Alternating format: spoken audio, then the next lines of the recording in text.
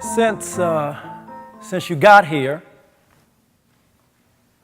everything you've seen and heard and done has pushed you away from thought and into action, inspired by this quote that genius is 1% inspiration, 99% perspiration. But here in this city, in this country, at this time, I think we've learned very well what a mistake it is to underestimate the 1%.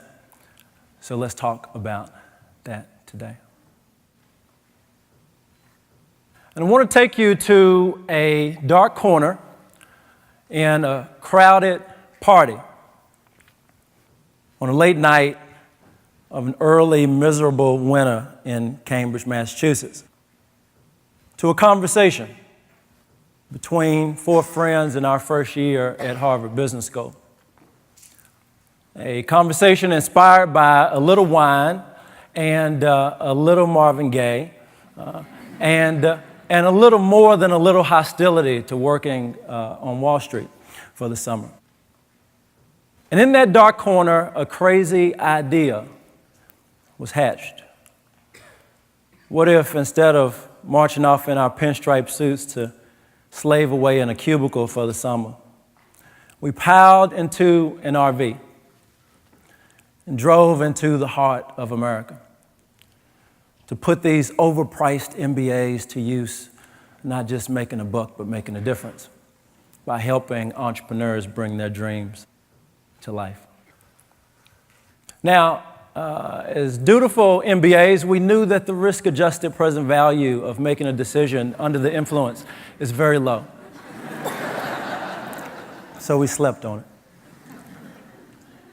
And we woke up the next morning even more convinced that this idea was, in the words of our beloved vice president, a big effing deal. And we knew everybody would agree until they didn't. We marched off to the social enterprise people at Harvard. They said, it's a cool idea, but it's not really social enterprise. Went to the entrepreneurship people. They said, it's very interesting, but it's not really entrepreneurship. So we went finally to the dean, groveling at this point, and we found him seated, solemn, very serious, in a mahogany paneled room. And he turned to us and he said, fascinating notion. But I'm sorry, we just don't have any money. Now, note, as of about 4 o'clock today, the endowment of Harvard Business School is roughly $3 billion. But we won't let the truth get in the way of a good story. So there we were, staring each other in the eye, misty-eyed, as we watched our dream, our baby, our idea die before it even had a chance to live. But just before we pulled the plug, we decided to join a long procession of young kids with crazy ideas who were told by some authority that they couldn't do what they wanted. We said, fuck it, we'll do it anyway.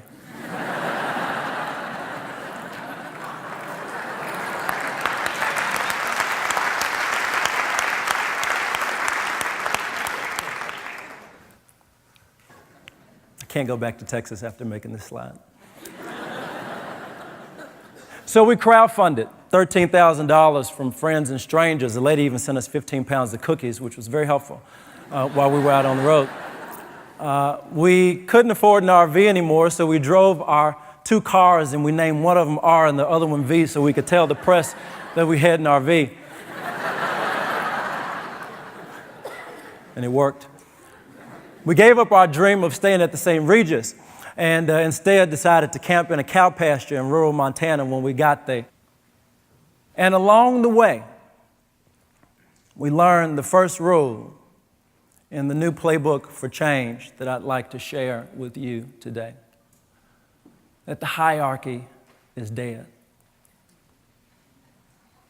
In this age of networks, of chaos, of decaying systems, we don't have to wait on a gatekeeper to greenlight our ideas anymore.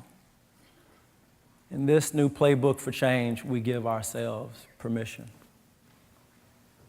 And when we grab hold of that idea, we grab hold to the second rule in the playbook for change.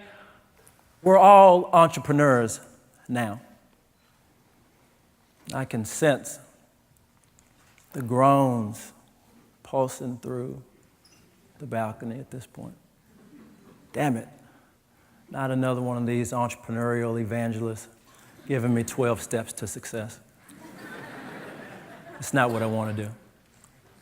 I want to shift what we mean when we say entrepreneur. Because the culture would lead us to imagine our entrepreneurial hero as a wiry guy in a hoodie in his mother's garage, crouched over a computer making a mobile app. He, and I say he intentionally, he is harnessing the power of technology to change the world. Changing the world means disrupting old analog industries like Uber.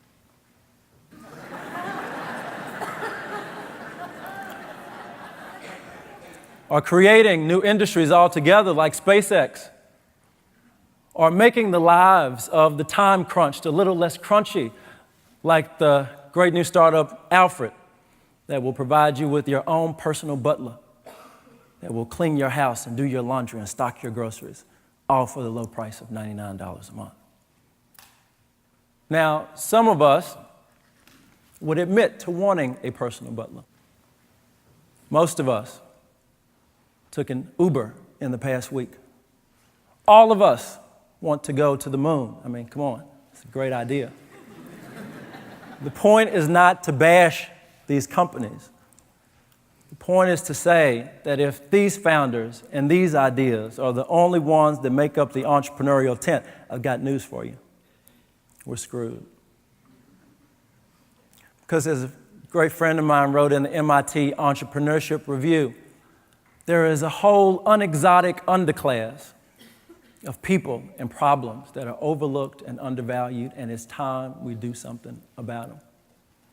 So I want all of us in this room to be entrepreneurs in the sense that Yvon Chouinard, the founder of Patagonia, describes an entrepreneur. He says, if you want to understand the entrepreneur, study the juvenile delinquent. The delinquent is saying with his behavior, this sucks. I'm going to do my own thing. You feel that? Your soul telling you that you're an entrepreneur, that all souls are entrepreneurial souls. That same soul that drove the pilgrims to come to these shores, that drove the pioneers to go west, that drove Monk and Charlie Parker to take their pain and their genius and create a new art form, that drove you to take your pain and your genius and come to this conference. And since you got here, you have been given the best tools to make ideas happen. You know the how and the what like the back of your hand. But what I found on this journey is that it's not the what, it's the why that's at the heart of creative entrepreneurs. That the third and final rule in the new playbook for change is that purpose is the new bottom line. On this journey to why, we found Dave Schiff in Boulder, Colorado, a tattooed designer that jumped off the world's largest financial cliff to leave a six-figure salary at a legendary creative agency to found the Made movement, dedicated not just to selling more stuff, but to sparking a resurgence in American manufacturing. Dave said he knew he couldn't be the one that made things, but he could help the people who made things. And he gave us this bit of wisdom that shapes the very essence of our organization. He said there's no line item on a balance sheet for give a damn, but it's the most valuable thing you've got in the business. And he was right. On the journey to why, we met Sarah Calhoun in White Sulphur Springs, Montana, population 900. White Sulphur Springs has gravel roads. They have one theater that shows one movie on one day a week. But that didn't stop Sarah from launching Red Ant's Pants, a brand of workwear for women who do really serious stuff, like putting out forest fires and tending the cattle ranches. And I said, Sarah, why do you do this? She said, because when a woman puts on a pair of our pants, she's not just putting on canvas. She's putting on a new identity, an identity that makes her feel more badass. It's a hell of a why. On the journey to why, we found Kirk Mays in Detroit the week before the city went bankrupt. Kirk drove us through the worst neighborhood in the city, a place called Brightmoor, that a former mayor said ought to be wiped off the map. But Kirk, despite his talents and all his choices, had decided to dedicate his life to saving it. So I said, Kirk, why do you do this? And he stopped us right in the middle of the street. And he turned and he said, if you took the blood out of my body and projected it as an image on a screen, it would be this city and it would be this work. So I couldn't stop it if I tried. And sitting there in his car, he felt so small. And those words brought tears to my eyes. They brought a fire to my belly, because I had also been on my own journey to why. Yes, this is the most egotistical slide in the history of man.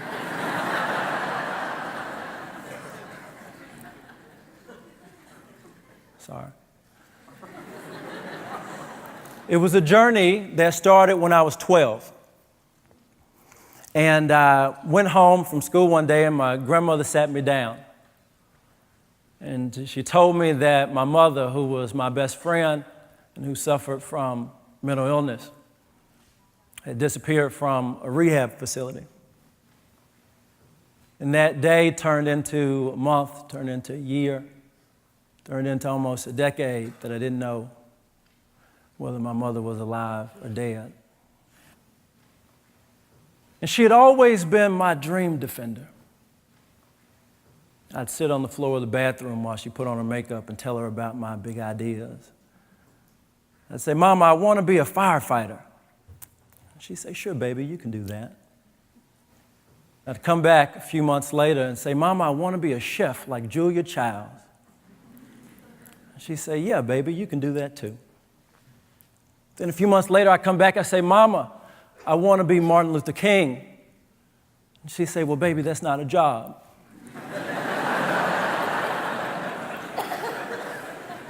But I'm sure you can do it. And when she left, she took my dreams right on with her.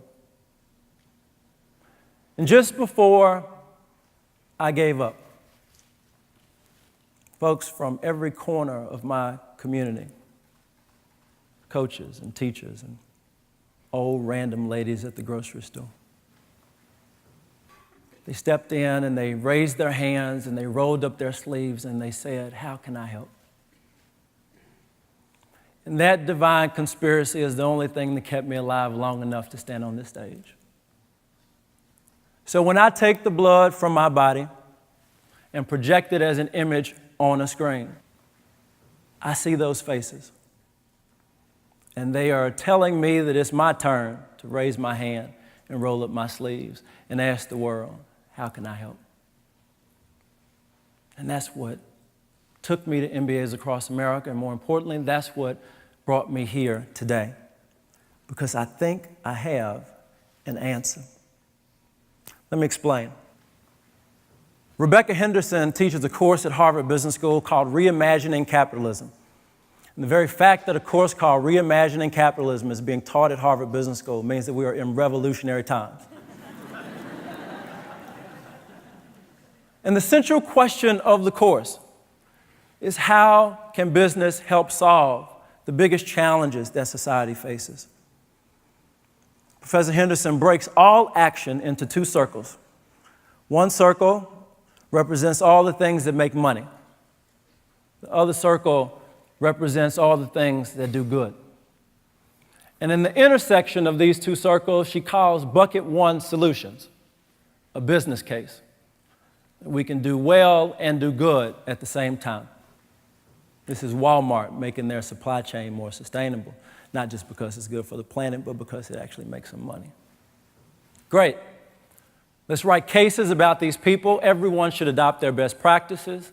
The problem is that bucket one only gets us to about 15% of the world we want to see. So then we're pushed to bucket two, an innovation solution. An innovation is asking a leader or an organization to take short-term losses for long-term gains. This is Paul Pullman at Unilever. This is Elon Musk at Tesla, folks who say, I'll take the risk, I'll take the lead because I'm betting on the future. Love these people. Let's honor them. Let's highlight their work. Let's hope that it inspires someone else to do the same. The only challenge is that even bucket two only gets us to 60% of the world we want to see. So Professor Henderson studied the entire history of modern capitalist civilization to see how we got to the rest of the way. And what she found was very alarming. She said the only time we got to bucket three solutions, whether it was ending child labor in England or ending slavery in the United States, was when there was a social awakening. Get that? A social awakening. So I said, well, Professor Henderson, how exactly does one spark a social awakening? And she said something that no Harvard professor has ever uttered. She said, I don't know.